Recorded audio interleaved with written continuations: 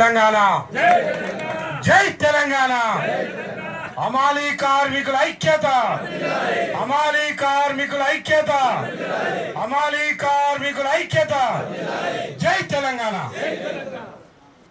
ఈరోజు హమాలీ కార్మికులకు ఫెడరేషన్ కావాలని, కార్పొరేషన్ అంటే అన్ని రంగాల అన్ని వివిధ సంఘాల అంటే అన్ని విధాలుగా పనిచేస్తున్న హమాలీ కార్మికులను ఒకచోట చేర్చి వీరు అందరికీ సంక్షేమ బోర్డు ఏర్పాటు చేయాలని పోరాడుతున్నటువంటి మన హమాలీ కార్మికుడు, మన అందరి ప్రియతమ నాయకుడు శ్రీ కుంటి సామ్రాజ్యమన్న గారికి, అలాగే ఈ యొక్క కార్యక్రమానికి ముఖ్య అతిథులుగా విచ్చేసినటువంటి పెద్దలు పూజ్యులు శ్రీ కోదండరాం సార్ గారికి, అలాగే ఈ యొక్క అసోసియేషన్ను ముందుండి వాళ్ళ అనుభవాన్ని పంచుతూ అన్ని రంగాలలో అన్ని జిల్లాలలో తిరుగుతూ ఐకమత్యం చేస్తున్నటువంటి పెద్దలు పూజ్యులు శ్రీ ఎస్వి శివకుమార్ అన్న గారికి, అలాగే మన FCI workers union Sanath Nagar కార్మికుడే, మన హమాలీ సీనాన్ అని ఆయన కూడా మన సీనాన్న గారికి,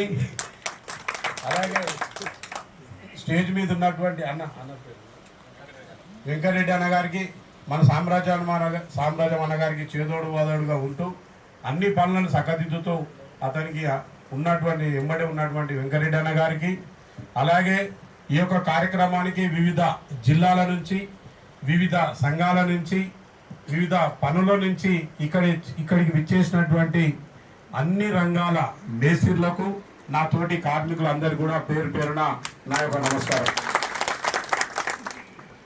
ఈరోజు నేను గొప్పగా చెప్తా, నా పేరు హమాలీ సీనన్న. నేను 1996లో నేను హమాలీ పనిలోకి జాయిన్ అయినా. అంతకుముందు మా నాయన చిగుళ్ళ ఐలయ్య, ఆయన పేరు కూడా హమాలీ ఐలే, ఇదే ఎఫ్సిఐ చెర్లపల్లిలో హమాలీ పని చేస్తూ, దాని తర్వాత అక్కడ ఉన్న సిస్టమ్ కాక దాన్ని సివిల్ సప్లైలో పోయి ఇక్కడ రిజైన్ ఇచ్చి మన సివిల్ సప్లై కార్పొరేషన్లో హమాలీ పనిగా చేస్తూ అందులోంచి రిటైర్మెంట్ అయిండు. ఆయన చెప్పిన కొన్ని మాటలు అంటే, నేను ముద్దుల కొడుకుని, ఒకడే కొడుకుని ఆయనకు. ఆయన కష్టం చేస్తూ నేను పైసలు అడిగినప్పుడు ఆయన ఒక్కొక్క పైసా 5 రూపాయలు 2 రూపాయలని అడుగుతున్నప్పుడు ఆ పైసలు ఇస్తూ ఆయన అన్న మాటలు నాకు చాలా అప్పుడు తెలియలేదు. కానీ నీకు ఏం తెలుసు బిడ్డ, 5 అడుగుతున్నావు, 10 రూపాయలు అడుగుతున్నావు, ఈ పైసా విలువ తెలుసా, నేను ఎన్ని బస్సాలు మోస్తే ఇవి వస్తాయో నీకు తెలుసా, ఇటు అడగంగానే అయిపోద్దా అని చెబుతూ అంతే అంటూనే నాకు ఇచ్చేవాడు. కానీ ఆయన అన్న మాటలు ఆ బస్సాలు నేను మోస్తున్నప్పుడు కానీ తెలియలే అని చెప్పి ఈ సందర్భంగా చెప్తా ఉన్నా.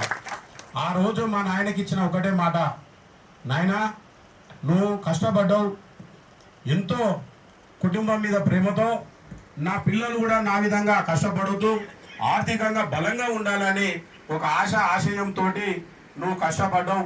కానీ నేను దాన్ని నిలుపుకోలేకపోయినా, చదువుకోలేకపోయినా, నేను కూడా ఈ కష్టాన్ని గుర్తించలేకపోయినా దాన్ని బాధపడుతున్నా అని చెప్పి ఆయన పాదాల మీద పడి క్షమాపణ కోరుతూ, నేను హమాలీ పనిగా చేస్తా, నీ పేరు నిలబెడతా, హమాలీ కార్మికులు ఎక్కడ ఉన్నా ఒక బంగారం లాంటి కొడుకుని కన్నావు, మా హమాలీ కార్మికుల సమస్యల మీద పోరాడి ఇవాళ మా సమస్యలు పరిష్కరించే దిశగా ముందుకు పోతుండని మెచ్చుకునే విధంగా నేను నిలబడతాను ఆయన అని చెప్పి ఆయన పాదాల మీద ప్రమాణం చేసి నేను యూనియన్ స్థాపించిన. యూనియన్లో వివిధ సంఘాల యూనియన్లో పనిచేసిన, ఏఐటీసీలో పనిచేసిన, సిఐటీలో పనిచేసిన, ఎఫ్సిఐ వర్కర్స్ యూనియన్లో పనిచేసిన, అన్ని రంగాలలో నేను పనిచేస్తూ వాళ్ళ అనుభవాలు అక్కడ ఉన్నాయి చేసి హమాలీ కార్మికులము హమాలీలుగా సమస్యలు మేము పరిష్కరించి మా కార్పొరేషన్ ద్వారా మేము దాన్ని సాధిస్తా.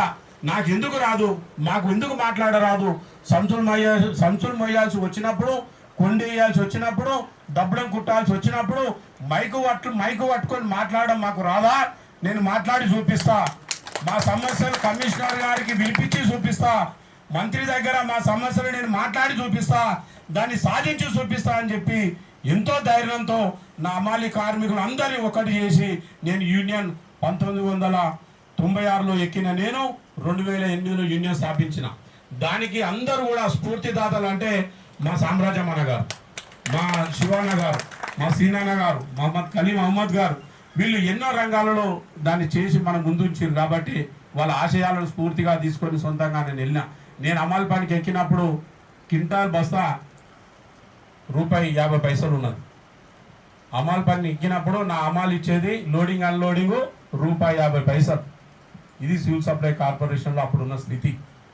నేను ఎక్కిన తర్వాత అంచెలంచెలుగా దాన్ని పెంచుతూ ఇవాళ ₹33 ఫర్ లోడింగ్ అన్లోడింగ్. దానితో పాటు నేను ఎప్పుడైతే పని చేసినో అమాలి కార్మికులము కష్టాన్ని నమ్ముకొని కార్మికులము అందరం కూడా భార్య పిల్లలని చూసుకోవాలి, వాళ్ళని సొసైటీలో తలెత్తుకునే విధంగా చెయ్యాలి అని చెప్పి కడుపు కాలుతున్నా దూపైతున్నా వెనకారుగా వేయకుండా 21 హైటు వేసుకొని పోయి మోసి నెట్టు కొట్టి వస్తాడు. అతని కష్టం మామూలు కష్టం కాదు. అది అతని కష్టానికి ఏందయ్యా ఫలితం అంటే నేను సొసైటీలో నిలబడాలి, నేను కష్టం చేస్తా ఉన్నా కష్టం దగ్గర ఫలితం రావాలి, ఈ కష్టంతో నా భార్యను పోషించుకోవాలి, నా పిల్లలను చదివించుకోవాలి, ఈ కష్టం భగవానికి కూడా రావద్దు, నా పిల్లలకి అసౌకర్యం రావద్దు అని చెప్పి అతను పడుతున్న కష్టం. కాబట్టి ఆ కష్టానికి విలువ నేను అడగడం సాధించడం ఇవాళ ఒక్కొక్కటిగా ఇవాళ ఈ స్టేజ్కి తీసుకొచ్చినాం. సామ్రాజ్యం అన్న గారి గురించి నేను గొప్పగా చెప్పాలి ఏంటంటే ఎల్లవేళలా ఎప్పుడైనా ఏ అవకాశం వచ్చినా ఏ మంత్రి కలిసినా ఏ నాయకుడు కలిసినా నా అమలులకు ఏం చేస్తాడు సార్ అని అడుగుతాడు. ముందు నాకేం చేస్తాడు, నా భార్యకి ఏం చేస్తాడు, నా పిల్లలకి ఏం చేస్తారు అని అడగడు ఆయన. నా అమలులకు ఏం చేస్తారు సార్, నా అమలులకు మీరు ఈ చేసే మేలు అవుతుంది సార్ అని చెప్తాడు. ఒక ఉదాహరణ చెప్పాలి. సివిల్ సప్లై మంత్రిగా శ్రీ ఈటల రాజేందర్ అన్న గారు సివిల్ సప్లై మంత్రిగా ఆర్థిక శాఖ మంత్రిగా ఉన్నప్పుడు కరీంనగర్ నుంచి మా యూనియన్ డిస్కస్లో పాలు పంచుకోవడానికి వస్తున్నప్పుడే సామ్రాజ్యం మనకు చెప్పిన అన్నా నీకు దండం పెడతా అన్నగారితో ఉండు మాకు మాట్లాడి మా సమస్య చెప్పు అంటే కరీంనగర్లో హుజురాబాద్లో ఈటల రాజేందర్ అన్న మంత్రిగా ఉన్నప్పుడు ఈటల రాజేందర్ అన్న కారులో కూకొని హైదరాబాద్ వచ్చేంత వరకు మన అమాలి సమస్యలను ఎకరావు పెట్టి సివిల్ సప్లై కార్పొరేషన్ లో జరుగుతున్న ఎకరావు పెట్టి అక్కడి నుంచి ఇక్కడి వరకు అతను ఎంబడే ఉండి తీసుకొని వచ్చి దాదాపుగా అప్పుడు ఉన్న అమాలి రేట్లని 60% జీతం 60% దాదాపుగా ₹8 ఉన్న అమాలి రేటు లోడింగ్ అన్లోడింగ్ ఉన్న దాన్ని ₹12గా పెంచి ఇచ్చిన ఘనత శ్రీ సామ్రాజ్యం అన్న గారికి దక్కుతుందని చెప్పేసి నేను ఈ సందర్భంగా చెప్తా ఉన్నా. కొన్ని విషయాలు అప్పటికప్పుడు తెలియవు, చెబితేనే తెలుస్తాయి. ఆ రోజు ఆ విధంగా ఆ రోజు ఏమైనా అడగవచ్చు, కానీ ఈ రోజు వరకు కూడా ఎప్పుడు ఏ అవకాశం వచ్చినా ఈ రోజు స్టిల్ ఇప్పటికి కూడా నా కార్మికులకు అన్న పని చేస్తాడు, అమలు పనే చేస్తాడు. ఇప్పటికి కూడా హుజురాబాద్ జమ్మికుంట నుంచి జమ్మికుంట యాజ్ ఎ వర్కర్గా ఉండి ఇలా కాజీపేటకు పోతా ఉన్నాడు. ఇలా వర్కర్గానే ఉన్నాడు. ఇంకా కూడా ఈరోజు అన్ని వర్గాలు అన్ని రంగాల్లో పనిచేస్తున్న అమాలీని ఒక చోట చేర్చి తెలంగాణ మొత్తం కలియ తిరిగి వారందరికీ సంక్షేమ బోర్డు ఏర్పాటు చేస్తే వాళ్ళ సమస్యలన్నీ అక్కడికి వస్తే అవన్నీ కూడా తీర్చేందుకు ఒక బోర్డు ఉంటే దానికి ఒక ఐఏఎస్ అధికారి ఒక కమిషనరు దాదాపుగా ఒక చైర్మన్గా ఉంటే మన సమస్యలు ఒక దృష్టికి వస్తాయి, దాని ద్వారా మనకి మన ఫలితం దక్కుతుందని ఒక దూరం ఆలోచన చేసి ఇవాళ ప్రతిసారి ఇవాళ ఉన్నటువంటి గారిని రాహుల్ గాంధీ గారిని కానీ ఇప్పుడు వచ్చిన పిసిసి అధ్యక్షులు ఉన్న రేవంత్ రెడ్డి గారు కానీ ఇప్పుడున్న ముఖ్యమంత్రి గారిని కోదండరాం సార్ గారిని ఎవరిని కలిసినా ఆయన ఇదే చెబుతూ ఇవాళ ఇంత తీసుకొని వచ్చి ఇవాళ అందరికీ గొప్ప విషయం ఏంటంటే ఇది ఏం చేస్తా అయితే ఏం చేస్తాను నేను కడుపులో ఉండాలి ఆ ప్రేమ అభిమానం అనేది, నేను ఏం చేస్తే వీళ్ళకి మేలు అయితే అనేది ఆశపడాలి. ఆ విధంగా ఆశపడి తిరిగిన వ్యక్తే శ్రీ సామ్రాజ్యం అని చెప్పి మా సివిల్ సప్లై కార్పొరేషన్ అమాలి వర్కర్స్ యూనియన్ తరఫున ఎప్పటి కూడా ప్రతి ఒక్క అమాలి కార్మికుడు కూడా అతనికి ఎప్పటి కూడా అతని ఆశీర్వాదంతో అతని కాలు మోపుతూ అతని దీవెనలతో మేము ఉంటాం. మేము ఎప్పుడు కూడా ఆయన వెంట ఉంటామని కూడా ఈ సందర్భంగా చెప్తా ఉన్నాం. గొప్పలని కొంతమందిని తలుచుకోవాలి, అప్పుడు తలుచుకున్నప్పుడే తెలుస్తుంది. ఇవాళ కూడా చెప్తా ఉన్నాం. ఇవాళ చాలా గొప్ప డిమాండ్. నేను ఇవాళ గర్వంగా చెప్తా ఉన్నా, నేను మీరు కూడా తెలుసుకోవాలి, మాకు రేట్లు వస్తలేవు మాకు ఇది వస్తలేవు అని చెప్పేసి అంటున్నారు. మీరు కూడా ఉమ్మడిగా ఉండి ఈ రేట్లు అనేది నేను డిపార్ట్మెంట్ కార్పొరేషన్లో పనిచేసి సాధిస్తున్నా, దీన్ని ఉదాహరణగా తీసుకొని మీరు కూడా అక్కడికక్కడ చేయాలి. ఇవాళ రైతులు ఇస్తున్నారు మనకు లోడింగ్ చేసినప్పుడు దాన్ని సక్రమంగా రైతులు ఇస్తున్నారు, వాళ్ళకి మనం పాదాభివందనం తెలియజేస్తాం. దాంతో పాటు కూడా కార్పొరేషన్ కూడా సివిల్ లోడింగ్ అన్లోడింగ్ 40 కిలోలు వడ్ల బస్తా ఏదైతే ఉందో దాన్ని లోడింగ్ చేసినప్పుడు దాదాపుగా రూపాయలు ఇస్తా ఉంది. అన్లోడింగ్ చేసినప్పుడు కూడా 17 రూపాయలుగా ఇస్తా ఉంది. అది జీవో రూపేణా ఉన్నది. అది హక్కుగా గత లోడింగ్ అన్లోడింగ్ 34 రూపాయలు for quintal civil supply corporation ఇస్తా ఉంది. దాన్ని ఉదాహరణగా తీసుకోవాలి. దాని వివిధ రంగాలలో కూడా కార్పొరేషన్ ఇస్తున్నప్పుడు ఒక గవర్నమెంట్ అధికారికంగా కార్పొరేషన్ ఇస్తే మీరెందుకు ఇవ్వరు అని చెప్పేసి వివిధ మార్కెట్లో పనిచేసే వాళ్ళు కానీ, అడ్డ మీద పనిచేసే వాళ్ళు కానీ, ఇంకెక్కడ పనిచేసే వాళ్ళు కానీ దాన్ని ఉదాహరణగా చూపించి మాకు లోడింగ్ అన్లోడింగ్ 34 రూపాయలు ఇవ్వాలని చెప్పి గట్టిగా పట్టి సాధించాలని చెప్పి కూడా ఈ సందర్భంగా నేను తెలియజేస్తా ఉన్నా. అది మామూలు విషయం కాదుగా. జీవో రూపాయన ఉంది, కార్పొరేషన్ ఉంది, అధికారికంగా ఇస్తా ఉంది.